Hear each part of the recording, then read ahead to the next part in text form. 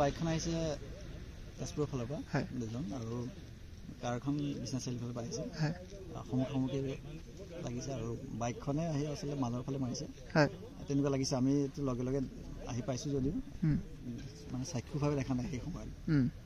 এজনটো লগে লগে ঢুকাইছে, ইজনক হস্পিটেললৈ লৈ যোৱা হৈছে, মানে স্থানীয়ভাৱে ৰাইজে লৈ গৈছে তালৈকে। সেইজনো সংকটজনক অৱস্থাতে আছে বৰ্তমান। বাইক চালকজন ধৰিব পৰা গৈছে নেকি? এতিয়ালৈকে ধৰিব পৰা হোৱা নাই, কিন্তু তেওঁলোকৰ নাম্বাৰ প্লেট চাই পেলাই চতিয়াৰ বুলি ওলাইছে কথাটো।